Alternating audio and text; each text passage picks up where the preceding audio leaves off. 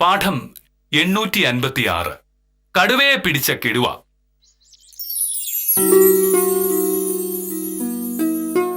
പുതിയ സർക്കാർ അധികാരത്തിലെത്തിയതോടെ വിവിധ വകുപ്പുകളിൽ ഒഴിഞ്ഞുകിടക്കുന്ന തസ്തികകളിലേക്ക് ഉടൻ നിയമനം നടത്തിയേക്കുമെന്ന് റിപ്പോർട്ടുകളുണ്ട്.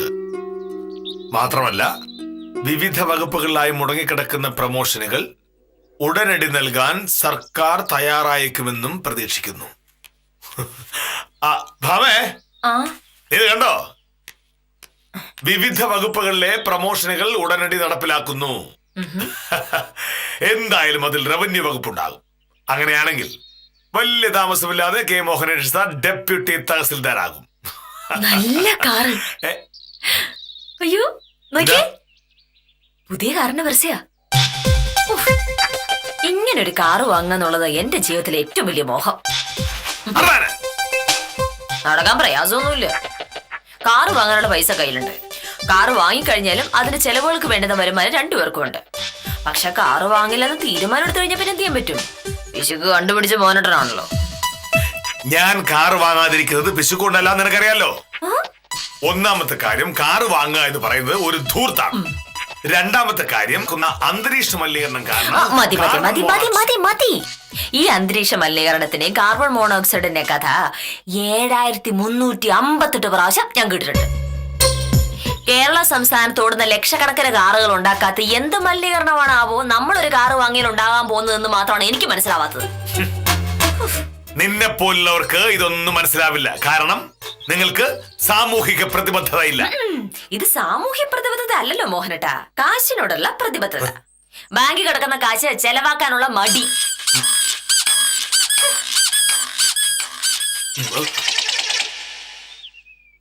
കോഴിക്കോട് കാർ അപകടത്തിൽ 2 മരണം. ഇന്നലെ രാത്രി കോഴിക്കോടിനടുത്ത് ദേശീയപാതയിലുണ്ടായ കാർ അപകടത്തിൽ ഭാര്യയും ഭർത്താവും കൊല്ലപ്പെട്ടു. പുതിയ കാറ് വാങ്ങിയത് ആഘോഷിക്കാനായി പോയ ഭാര്യയും ഭർത്താവുമാണ് കൊല്ലപ്പെട്ടത്. ഭർത്താവിനെ ഭാര്യ വിഷം കൊടുത്തു കൊന്നു. വീട്ടു ചെലവുകൾക്ക് പോലും പണം ചെലവാക്കാൻ മടിച്ച ഭർത്താവിന്റെ പിശുക്ക് സഹികെട്ടപ്പോഴാണ് ഭാര്യ ചോറിൽ വിഷം ചേർത്ത് ഭർത്താവിനെ കൊന്നത്.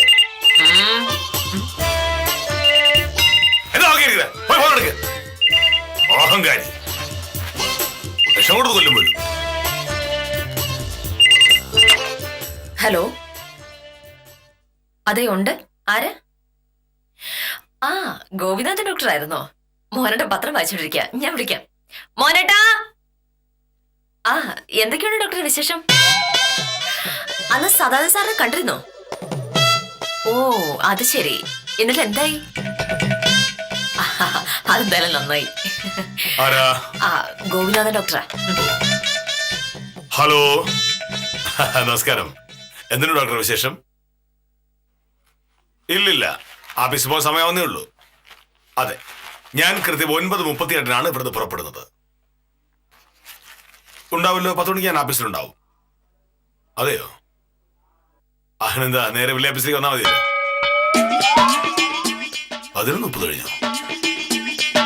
അപ്പോ കുഴപ്പമെന്താണെന്ന് വെച്ചാൽ എനിക്ക് താലൂക്ക് ആഫീസിലൊന്ന് പോകേണ്ടി വരും. അതെ.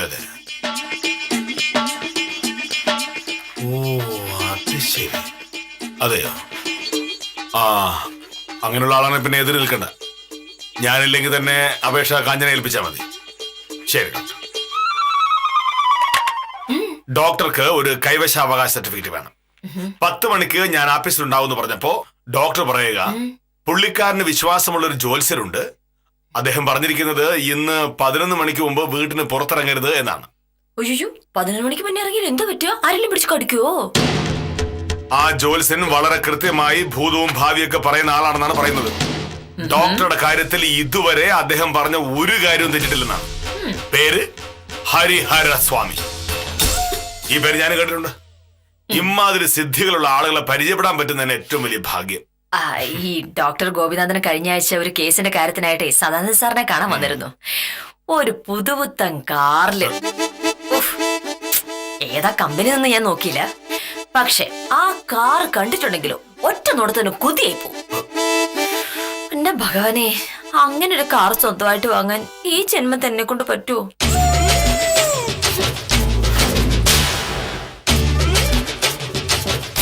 ജോൽസിന്റെ കാര്യം പറയുമ്പോ നീ എന്തിനാണ് കാറിന്റെ കാര്യം പറയുന്നത്?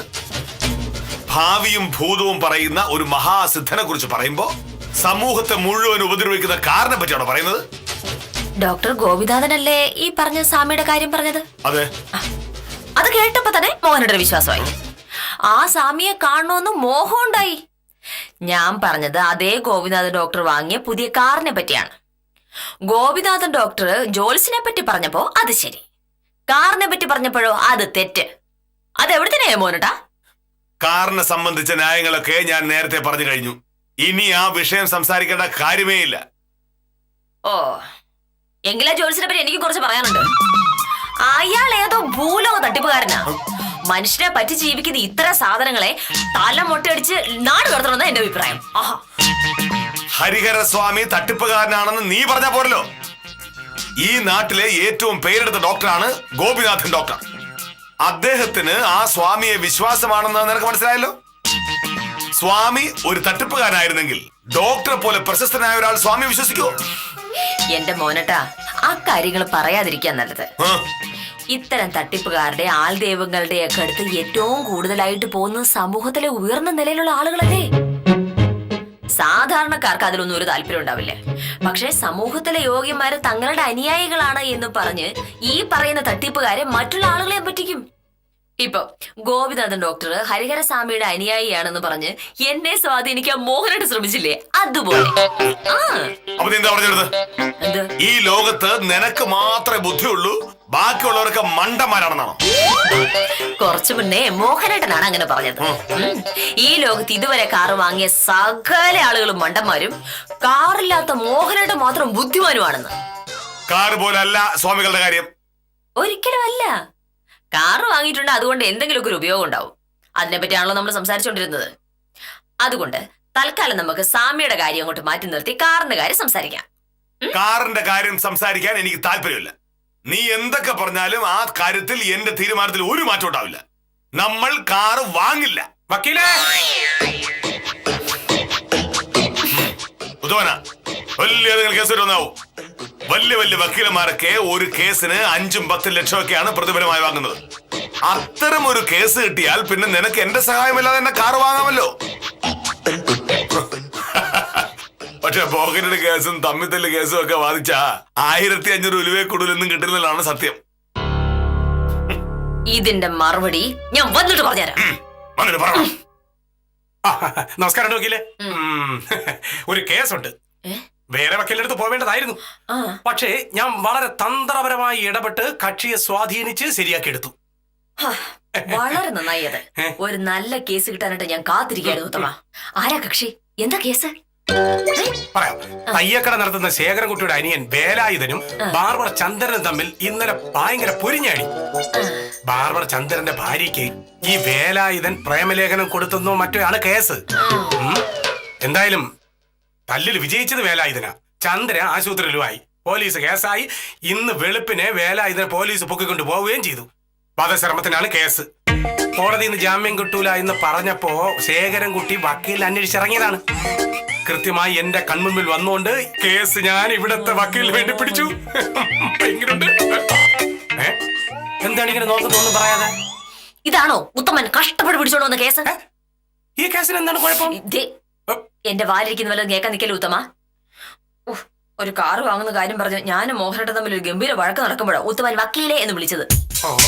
വലിയ കേസാണെങ്കിൽ കിട്ടുന്ന ഫീസ് കൊണ്ട് നീ കാർ വാങ്ങിച്ചോ. പക്ഷെ നിനക്ക് 1500 രൂപ ഫീസ് കിട്ടുന്ന കേസ് മാത്രമേ കിട്ടൂ എന്ന് പറഞ്ഞു എന്നെ കളിയാക്കിയതുള്ളൂ. ഇപ്പോ എന്നിട്ടിപ്പോ കണ്ടോ, സംഗതി മോഹനേട്ടൻ പറഞ്ഞ പോലെ തന്നെയായി. വക്കീലെ, കാറ് വാങ്ങുന്ന കാര്യം വക്കീല് സാറിനോട് പറഞ്ഞു തുടങ്ങിയിട്ട് എത്രയോ വർഷങ്ങളായി. ഇതുവരെ നടന്നില്ലല്ലോ. ഇനി ഒട്ടും നടക്കാനും പോകുന്നില്ല. പിന്നെ എന്തിനാണ് വെറുതെ വഴക്കുണ്ടാക്കുന്നത്? അങ്ങനെ വെറുതെ ഇരുന്നോണ്ട് കാര്യം ഉണ്ടാവില്ലല്ലോ ഉത്തമ. വില്ലേജ് ഓഫീസറുടെ അക്കൗണ്ടിൽ ഇഷ്ടം പോലെ കാശ് കിടപ്പുണ്ട്. ഒരു ദിവസം ഞാൻ എങ്ങനെയെങ്കിലും സമ്മതിപ്പിക്കും, നോക്കിക്കോ. വരുന്നുണ്ട്. ഉത്തമം കൊണ്ടുവന്ന കേസിന്റെ കാര്യം വിസ്തരിച്ച് എന്റെ മാനം കളയരുത്. നമസ്കാരമുണ്ട് സാർ. നമസ്കാരം. എന്തൊക്കെയുണ്ട് ഉത്തമ വിശേഷങ്ങൾ? ഞാന് വക്കീലിനൊരു പുതിയ കേസുമായിട്ട് വന്നതാണ് സാറേ. എന്ത് കേസ്? ടൗണില് ടെക്സ്റ്റൈൽസ് നടത്തുന്ന രാജേന്ദ്രന്റെ അനിയൻ സദാശിവനും തൊട്ടടുത്ത് ബ്യൂട്ടി പാർലർ നടത്തുന്ന സുന്ദരേശനും തമ്മിൽ ഒരു ഭയങ്കര വഴക്ക് മൂത്തപ്പോ രാജേന്ദ്രൻ തോക്കെടുത്ത് സുന്ദരേശനെ ഠേ ഠേ എന്ന് വെടിവെച്ചു. സുന്ദരേശൻ മെഡിക്കൽ കോളേജിലാണ്. രാജേന്ദ്രന്റെ പോലീസ് അറസ്റ്റ് ചെയ്തുകൊണ്ട് പോവുകയും ചെയ്തു. പറഞ്ഞു വരുമ്പോ വലിയ വലിയ വക്കീലന്മാരുമായിട്ട് അടുപ്പമുള്ള ആളാണ് ഈ രാജേന്ദ്രൻ. കയ്യിലാണെന്നുണ്ടെങ്കിൽ ഇഷ്ടംപോലെ കാശ്. ഞാൻ ഒരു വിധത്തിൽ രാജേന്ദ്രനെ സ്വാധീനിച്ച് കേസ് നമ്മുടെ വക്കീലിന് പിടിച്ചു കൊടുത്തു. നല്ല ഫീസ് കിട്ടുന്ന കേസാണ് സാറേ. നന്നായി. ഭാമയ്ക്ക് ഒരു 6-7 ലക്ഷം രൂപയുടെ ആവശ്യം ഉണ്ടായിരുന്നു. ഓഹോ, ഈ കേസ് വായിച്ചാൽ കിട്ടുമായിരിക്കും. പിന്നല്ലാതെ. എങ്ങനെയുണ്ട് എന്റെ ബുദ്ധി? തയ്യക്കടയിലെ ശേഖരൻകുട്ടിക്ക് പകരം ടെക്സ്റ്റൈൽസ് നടത്തുന്ന രാജേന്ദ്രൻ, ബാർബർ ചന്ദ്രന് പകരം ബ്യൂട്ടി പാർലർ നടത്തുന്ന സുന്ദരേശൻ, തയ്യക്കടയിലെ കത്രികയുടെ സ്ഥാനത്ത് തോക്ക്. മൊത്തത്തില് കേസിന്റെ നിലവാരം അങ്ങ് മാറിയപ്പോ സാർ ഒരു അക്ഷരം പോലും കളിയാക്കാതെ പോയത് കണ്ടോ? പിന്നെ വക്കീലെ വേലായുധന്റെ കാര്യം എങ്ങനെ? ഞാനൊന്ന് കോടതി പോണില്ല. വിദ്യാലക്ഷ്മിയെ വിളിച്ച് പറഞ്ഞോളാം. അങ്ങോട്ട് ചെന്നാ മതി. ശരി ശരി. ആ ഉത്തമ, എന്തായാലും ഉത്തമൻ വക്കീലാഫീസ് വരെ പോവല്ലേ? എനിക്ക് ഒരു ഉപകാരം ചെയ്യണം. വിധി തരുന്നൊരു ഫയൽ ഇങ്ങോട്ട് വാങ്ങിക്കൊണ്ട് വരണം. അപ്പൊ ഉച്ച കഴിഞ്ഞ് കാണാം. ശരി. ശരി. ഒരു കേസും കൊണ്ട് വന്നേക്കണം.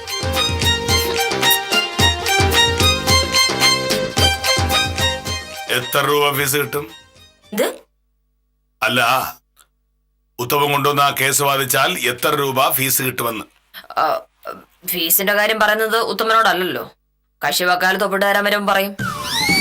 കക്ഷി എങ്ങനെ വരും? അകത്തായി പോയില്ലേ? അതൊക്കെ ഞാൻ എന്തെങ്കിലും ചെയ്തോളാം. വക്കാലത്ത് എങ്ങനെ ഒപ്പിട്ട് വാങ്ങണം, കേസ് എങ്ങനെ വാദിക്കണം, ഫീസ് എത്ര വാങ്ങണമെന്നല്ല എനിക്കറിയാം.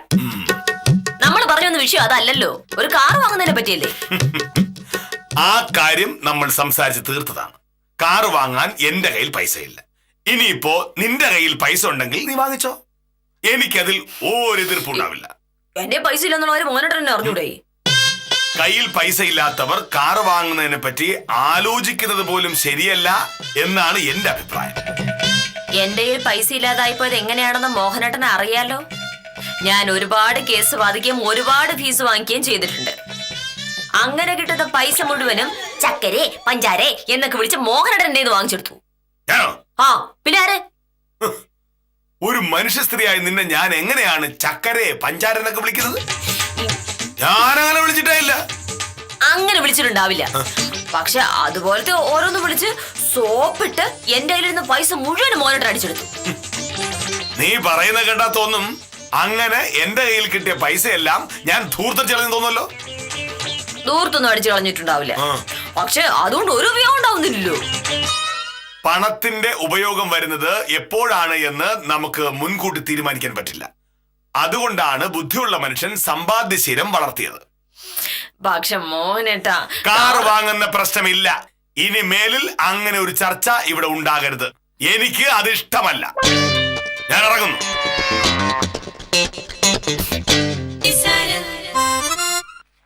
വക്കീലേ,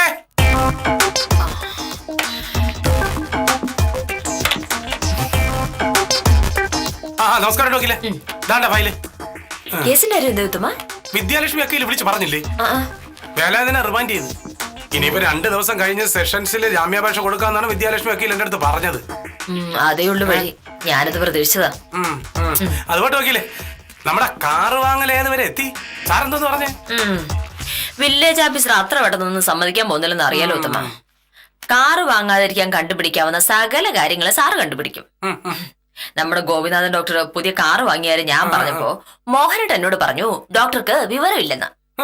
അതേ ഡോക്ടർ തന്നെ ഏതോ ഒരു ഹരിഹരസ്വാമിയുടെ കാര്യം പറഞ്ഞപ്പോ മോഹനേട്ടൻ അതെല്ലാം വിശ്വസിക്കുകയും ചെയ്തു. ഹരിഹരസ്വാമി. ഹരിഹരസ്വാമിയാ? അതെ ഉത്തമ. മനുഷ്യന്റെ ഭാവിയും ഭൂതവും ഒക്കെ അയാൾ കൃത്യമായിട്ട് പറയുന്ന മോഹനേട്ടൻ പറയുന്നത്. ഡോക്ടറുടെ കാര്യത്തില് അയാൾക്ക് ഇതുവരെ തെറ്റുപറ്റിട്ടില്ലെന്ന്.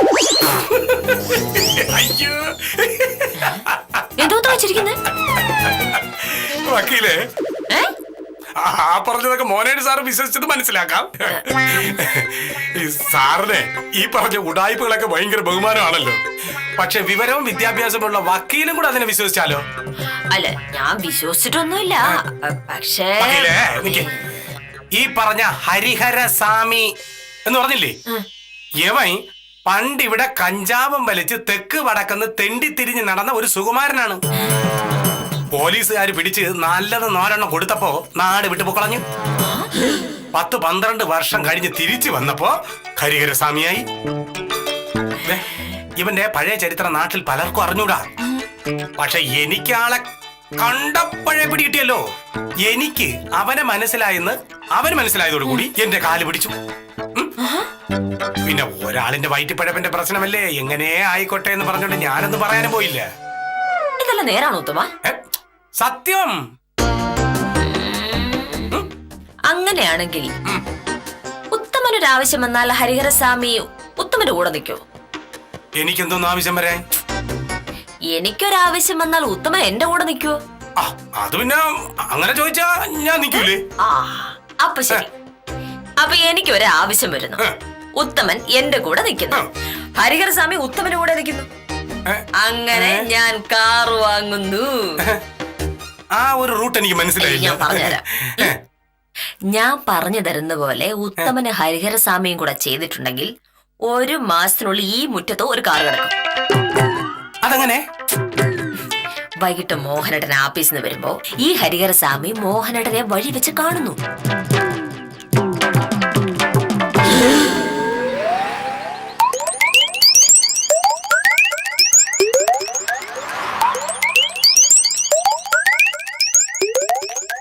ഇതാരാ ഇത്? ഇതിനു മുമ്പ് കണ്ടിട്ടില്ലല്ലോ. വത്സ,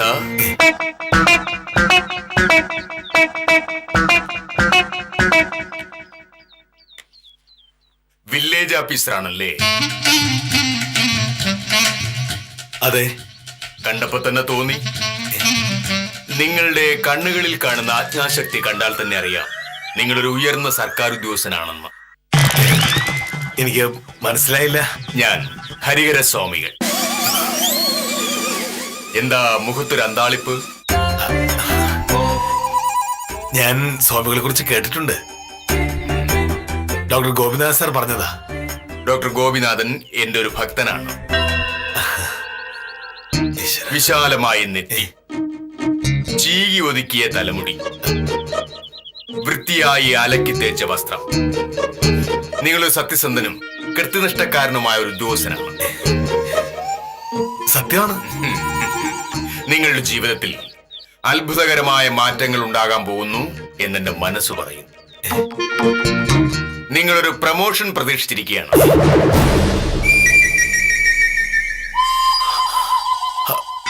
അതെ, അത് ഉടനെ ഉണ്ടാവും. ഉടനെയോ? തീർച്ചയായും.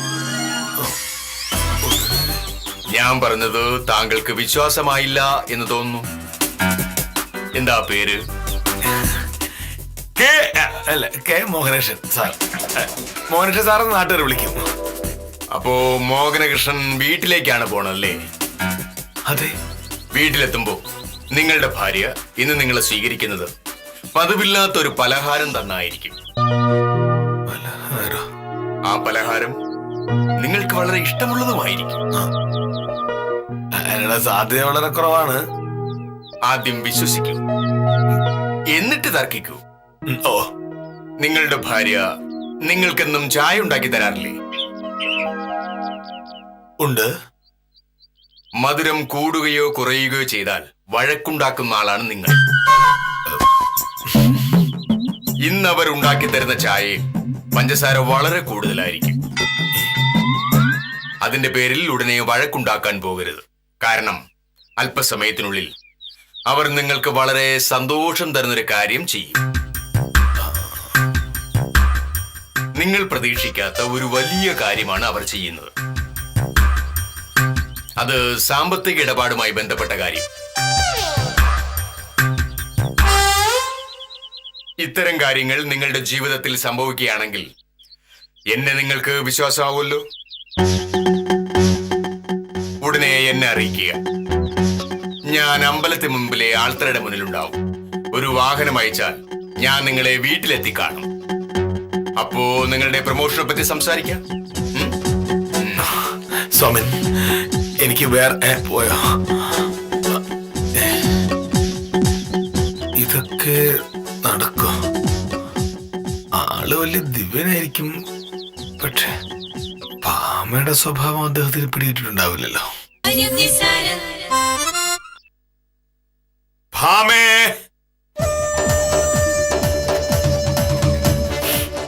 ആഹാ, ഇതെന്താ മോനോട്ട വൈകിയത്? ഞാൻ വഴിയിൽ വെച്ചൊരാളെ കണ്ടു. അതാരാണെന്ന് അറിഞ്ഞാൽ നീ ഞെട്ടും. ഹിറ്റ്ലറോ അതോ വീരപ്പനോ? ഇത്തരം വില കുറഞ്ഞ പരിഹാസങ്ങൾ നിന്റെ ഭാഗത്തുനിന്നുണ്ടാകും എന്ന് എനിക്കറിയാമായിരുന്നു. അതുകൊണ്ട് തന്നെ ഞാൻ കണ്ടത് ആരെയാണെന്ന് പറയാൻ എനിക്ക് മനസ്സില്ല. വേണ്ട, എനിക്ക് അതറിയണമെന്ന് ഒരു നിർബന്ധവും ഇല്ല. വേഗം ഡ്രസ്സ് മാറ്റി വന്നിട്ടുണ്ടെങ്കിൽ ചായ തരാം. ചായയുടെ കൂടെ കഴിക്കാൻ നല്ല ഒന്നാന്തര ഉണ്ണിയപ്പം ഉണ്ടാക്കി വെച്ചിട്ടുണ്ട്. ഉണ്ണിയപ്പം എന്ന് പറഞ്ഞ മോഹനോടൊരു ജീവനല്ലേ? ഉണ്ണിയപ്പം വീട്ടിലെത്തുമ്പോ നിങ്ങളുടെ ഭാര്യ ഇന്ന് നിങ്ങളെ സ്വീകരിക്കുന്നത് പതിവില്ലാത്ത ഒരു പലഹാരം തന്നായിരിക്കും. ആ പലഹാരം നിങ്ങൾക്ക് വളരെ ഇഷ്ടമുള്ളതുമായിരിക്കും.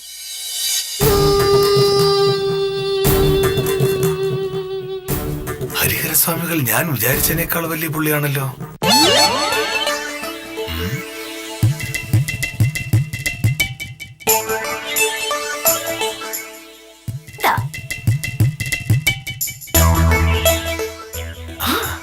നീ ഇന്ന് ഉണ്ണിയപ്പം ഉണ്ടാക്കാൻ എന്താ കാരണം? പ്രത്യേകിച്ച് കാരണമൊന്നുമില്ല. മോഹനയുടെ ഉണ്ണിയപ്പം വലിയ ഇഷ്ടമല്ലേ, അതുകൊണ്ട് ഉണ്ടാക്കി, അത്രേ ഉള്ളൂ.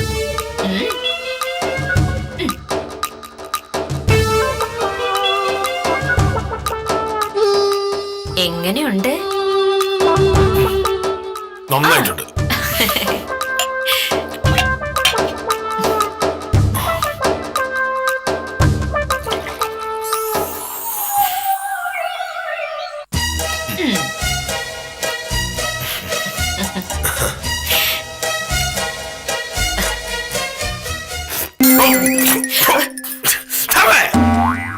എന്താ പറയട്ടാ?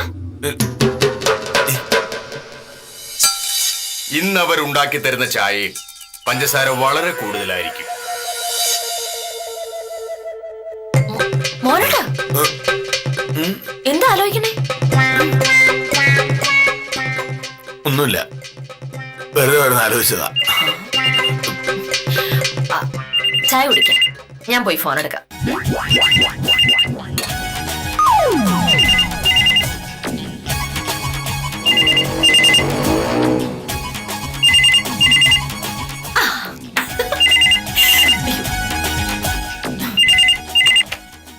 ഹലോ, അതെ. വിദ്യ, ഇതെന്താ ഈ സമയത്ത്? ഞാനൊരു കേസിന്റെ കാര്യത്തിന് രാവിലെ ഒരു കക്ഷി അങ്ങോട്ട് പറഞ്ഞു വിട്ടിരുന്നല്ലോ. ഉവ്വോ, എന്തു പറഞ്ഞു?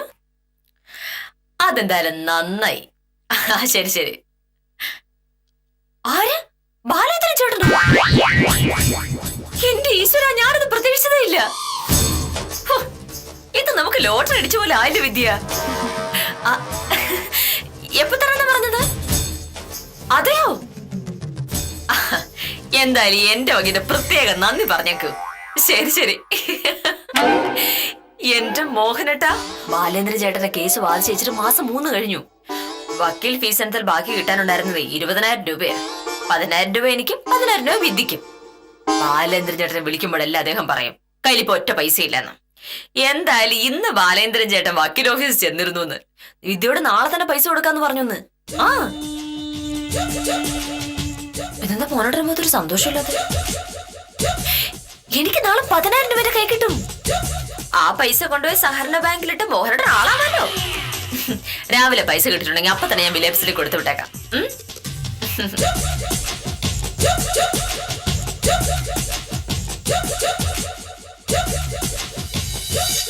നിങ്ങൾ പ്രതീക്ഷിക്കാത്ത ഒരു വലിയ കാര്യമാണ് അവർ ചെയ്യുന്നത്. അത് സാമ്പത്തിക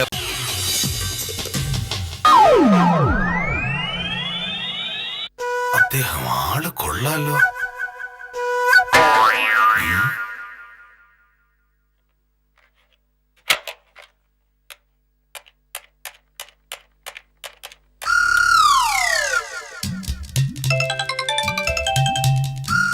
ഹലോ. ആ ഉത്തമ ഞാനാ. ആ എന്താ സാറേ? ഉത്തമന് ആ ഹരിഹര സ്വാമികൾ അറിയാമോ? ഹരിഹര സ്വാമിയാ? അതെ, ആ. ആളിപ്പോ അമ്പലത്തിന് മുന്നിലെ ആൽത്തറയുടെ അടുത്ത് കാണും. ചെന്ന് കണ്ട് ഞാൻ പറഞ്ഞാണെന്ന് പറഞ്ഞാൽ സ്വാമികൾ ഉത്തമന്റെ കൂടെ പോരും. എങ്ങോട്ട്? അതൊക്കെ സ്വാമിക്കറിയാം. ഉത്തമൻ ആദ്യം പോയി സ്വാമിയെ കണ്ടുപിടിക്കുക. ഓ ശരി സാറേ. ഓ ഈശ്വരാ, സംഗതി ഒന്ന് ഏറ്റു. വാ, മോനയുടെ സാറാണ് വിളിച്ചത്. അവിടെ ചെന്നിട്ട് എന്താണ് പറയേണ്ടതെന്നുള്ള കാര്യമൊക്കെ അറിയാലോ. പിന്നെ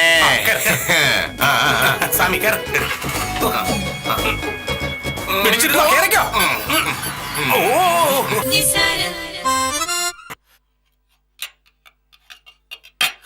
ചായ ഉണ്ടാക്കി ബാക്കിയുണ്ടോ? ഇല്ല മോനട്ടാ, എന്തുപറ്റി? ഇനി ചായ വേണോ? എനിക്കല്ല, ആഹാ. എന്നെ കാണാൻ ഇപ്പൊ ഒരാൾ വരും. ആര്? രാവിലെ ഡോക്ടർ ഗോപിദാസ് ഒരാളെ പറ്റി പറഞ്ഞില്ലേ, ഹരിഹര സ്വാമിയെ പറ്റി. അദ്ദേഹം ഇങ്ങോട്ട് വരുന്നുണ്ട്. ഇങ്ങോട്ടോ? എന്തിന്? എന്നെ കാണാൻ. അദ്ദേഹത്തിന് ഭാവി കാര്യങ്ങളെ പറ്റിയൊക്കെ വളരെ കൃത്യമായി പറയാൻ പറ്റും. എന്റെ പ്രമോഷന്റെ കാര്യമൊക്കെ എനിക്ക് ചോദിക്കാൻ പറ്റുമല്ലോ. അതിന് ഇങ്ങോട്ട് വരേണ്ട കാര്യമുണ്ടോ? മോഹനട്ട് അങ്ങോട്ട് പോയാ പോരായിരുന്നോ? ഇങ്ങോട്ട് വരാൻ അദ്ദേഹം തയ്യാറാണല്ലോ. പിന്നെന്താ സാറേ, ഉത്തമൻ സ്വാമികളെ കൊണ്ട് വന്നാണെന്ന് തോന്നുന്നു. ഒരു കാര്യം ഞാൻ പറഞ്ഞേക്കാം, സ്വാമി ഇവിടെ വരുമ്പോൾ തട്ടിപ്പാണ്, തരികിടയാണ് എന്നൊക്കെ പറഞ്ഞ് അദ്ദേഹത്തെ അപമാനിച്ചാൽ നീ വിവരം അറിയും. നോക്കോ. മോനട്ട് പേടിക്കണ്ട കേട്ടോ, ഞാൻ അങ്ങനെ ഒരിക്കലും പെരുമാറൂല. ഈ വരുന്ന സ്വാമി ഇപ്പൊ എന്റെ കൺകണ്ട ദൈവമല്ലേ. ആ പിന്നെ ഇതൊക്കെ അങ്ങോട്ട് വിടട്ടെ. പറഞ്ഞൊക്കെ ഓർമ്മയുണ്ടല്ലോ. മോഹനയുടെ സാറ് സ്വാമിയെ വിശ്വസിച്ച നിലയ്ക്ക് ഇനി എന്ത് വേണമെങ്കിലും പറയാം. അത് ഞാൻ ഏറ്റു. ആ പിന്നെ പറയുമ്പോ ഒരുപാട് അങ്ങ് പറഞ്ഞു ഓവറാക്കരുത്. വക്കീലിന്റെ ആവശ്യം ഒരു കാറാണ്. അത് സാധിച്ചു കഴിഞ്ഞ പിന്നെ ഇവിടെ കിടന്ന് ചുറ്റിത്തിരിയാൻ സ്ഥലം വിട്ടോളാം. ആ സാറ് വരുന്നു. സ്വാമിയുടെ ഗൗരവം കൊടുക്കുന്നില്ലേ. നമസ്കാരം. നമസ്കാരം സ്വാമി. സാറ് പറഞ്ഞതുപോലെ ഈ നിൽക്കുന്ന സ്വാമിൻ അമ്പലത്തിലെ ആൽത്തറയിൽ വിശ്രമിക്കുകയായിരുന്നു. ശോ, ഞാൻ ചെന്ന പാടെ എന്നോട് ചോദിക്കുകയാണ്, കെ മോഹനകൃഷ്ണൻ അയച്ച ആളല്ലേ എന്ന്. എന്നെ കണ്ടപ്പോ തന്നെ സ്വാമിജിക്ക് ആളെ മനസ്സിലായി. അത് പിന്നെ മനസ്സിലാവാതിരിക്കൂ. സ്വാമൻ വരണം. അല്ല, സ്വാമി പറയുന്ന കാര്യങ്ങൾ വെറുതെ കേൾക്കാലോ. സ്വാമിക്കും എനിക്കും തനിച്ച് ചില കാര്യങ്ങൾ സംസാരിക്കാനുണ്ട്. ഓ, ഉത്തമൻ എത്രയും പെട്ടെന്ന് സ്ഥലപ്പെടാൻ നോക്ക്. അല്ല, അപ്പൊ പിന്നെ ഈ സ്വാമിയെ തിരിച്ചു കൊണ്ടാക്കണ്ടേ? അതിന് ഉത്തമന് സഹായം വേണ്ട. ഓ, സ്വാമൻ വരണം. ചെല്ലു ചെല്ലു സ്വാമി. സ്വാമി ചെല്ലു. വന്നാലും സ്വാമി. നീ ഇവിടെ നിൽക്കണം. ഏ? സ്വാമി ഇവിടെ എത്തി. നീ വാ. ഏയ്, ഞാൻ എന്തിനാ അങ്ങോട്ട് വരണത്? എനിക്ക് ഈ സാമ്യമാരിലൊന്നും വിശ്വാസമില്ല. വിശ്വാസം ഇല്ലെങ്കിൽ വേണ്ട. വീട്ടിലൊരാൾ വരുമ്പോ കണ്ട് സംസാരിക്കുന്ന ഒരു മര്യാദയല്ലേ. നീ വാ. എന്റെ മോഹനട്ട, എനിക്കിവിടെ കുറെ ജോലിയുണ്ട്. സ്വാമിയെ കണ്ടിട്ടുള്ള ജോലി മതി. വാ ശ്ശെ. വാ.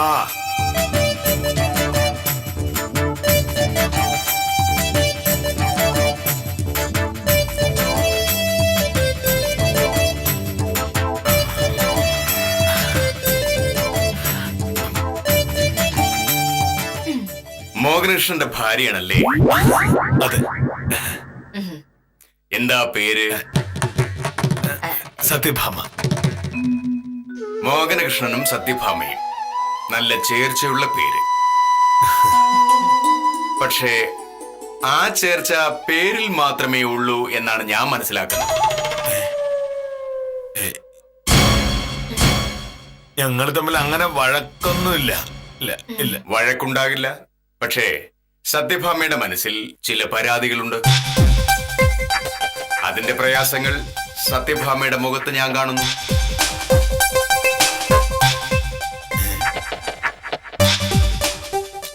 സത്യഭാമയുടെ എന്തോ വലിയൊരു ആഗ്രഹം മോഹനകൃഷ്ണൻ സഹായിച്ചു കൊടുക്കാതിന്റെ ദുഃഖം ആ മുഖത്ത് ഞാൻ കാണുന്നു. ഭർത്താവിനോടുള്ള സ്നേഹം കൊണ്ട് മാത്രം സത്യഭാമ അതുള്ളിൽ ഒതുക്കുകയാണ്. ഞാൻ നിന്റെ ഏത് ആഗ്രഹം സാധിക്കാതെ? ഞാൻ പറഞ്ഞത് ശരിയല്ലേ? അങ്ങനെ ചോദിച്ചാ ഒരു കാറ് വാങ്ങാന്നുള്ളത് എന്റെ വലിയൊരു ആഗ്രഹമായിരുന്നു. അത് മോഹനയുടെ സമ്മതിച്ചില്ല. ശരിയാണോ മോഹനകൃഷ്ണ? ഈ കാറെന്ന് പറഞ്ഞാൽ ഭയങ്കര അന്തരീക്ഷ മലിനീകരണം ഉണ്ടാക്കില്ലേ. നമ്മളെന്തിനാണ് സ്വാമിൻ വെറുതെ പൈസ കൊടുത്ത് വെറുതെ ഒരു അപകടം വിളിച്ചു വരുത്തുന്നത്? അങ്ങനെ പറയരുത്. കാറ് വാങ്ങാനുള്ള പൈസ മോഹനകൃഷ്ണന്റെ കയ്യിലുണ്ട്.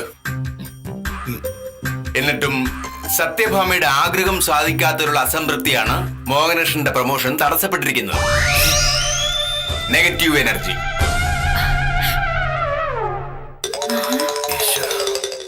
സത്യഭാമയുടെ ആ ആഗ്രഹം സാധിക്കാത്തിടത്തോളം കാലം മോഹനകൃഷ്ണന് പ്രൊമോഷൻ കിട്ടില്ല.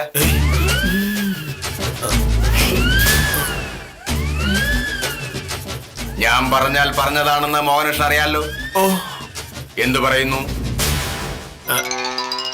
എന്നാലും സ്വാമിൻ എനിക്ക് ആലോചിക്കണം. ആലോചിച്ചോളൂ. പക്ഷേ ഈ കാര്യം നടക്കാതെ മോഹനകൃഷ്ണന്റെ പ്രൊമോഷൻ നടക്കില്ല. അയ്യോ, ഇനിയിപ്പോ എന്ത് ചെയ്യോ എന്തോ.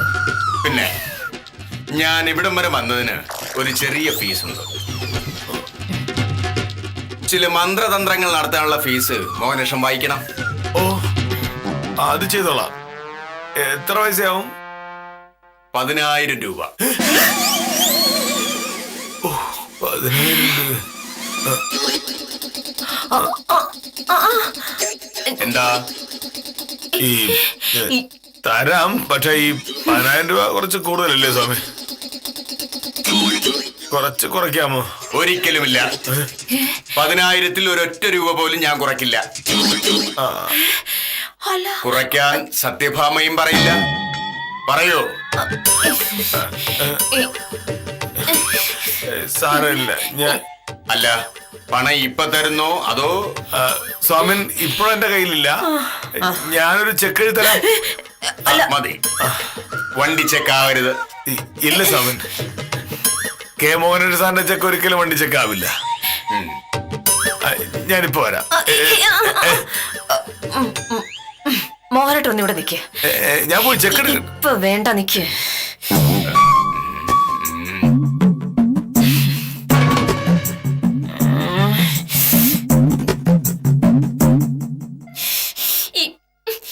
ഇയാളൊരു സാമി ഒരു മണ്ണം കിട്ടിയല്ല. കഞ്ചാവ് പഠിച്ചിരുന്ന കാലത്ത് പോലീസ് പിടിച്ചപ്പോ ജാമത്തിൽ ഇറങ്ങി നാട് വിട്ടിയ ആളാ. ഇയാളൊരു തട്ടിപ്പുകാരാണെന്ന് അറിഞ്ഞപ്പോ മോഹനേട്ടനെ കൊണ്ട് കാറ് വാങ്ങിക്കാനായിട്ട് ഉത്തമനും ഞാനും കൂടി ഒരു 500 രൂപ കൊടുത്ത് വിളിച്ചോണ്ട് വന്നതാ. ഇപ്പൊ ഇയാൾക്ക് 10,000 രൂപ ആണോ അല്ലേ? ഞാൻ എതിര് പറയുന്നോർത്ത് ഇയാളെ കാശ് ചോദിച്ചത്. എതിര് പറഞ്ഞാൽ ഞാൻ കൊടുക്കൂലോ. താൻ എന്നെ പറ്റി എന്താ കരുതി വെച്ചിരിക്കുന്നേ? ഒരു കാറ് വാങ്ങണമെന്നുള്ള ആഗ്രഹം എനിക്ക് ഉണ്ടെന്നുള്ളത് നേരാ. പക്ഷെ അതിനുവേണ്ടി എന്റെ മോഹനേട്ടനെ ഞാനും കൂടെ കഷ്ടപ്പെട്ട് സമ്പാദിച്ച 10,000 രൂപ ചുമ്മാ അടിച്ചു മാറ്റാൻ കരുതിയോ? ഇനി ഒരു നിമിഷം കൂടി ഇവിടെ നിന്നിട്ടുണ്ടെങ്കിൽ അടിച്ചെന്റെ പല്ലിയ കാണിടും.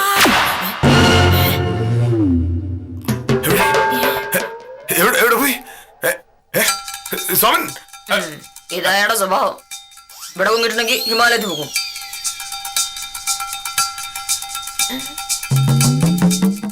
സോറി, കാറ് വാങ്ങാനുള്ള ആഗ്രഹം കൊണ്ട് ചെയ്തു പോയതാ. ഈ പ്രാവശ്യത്തേക്ക് ഒന്ന് ക്ഷമിക്കും.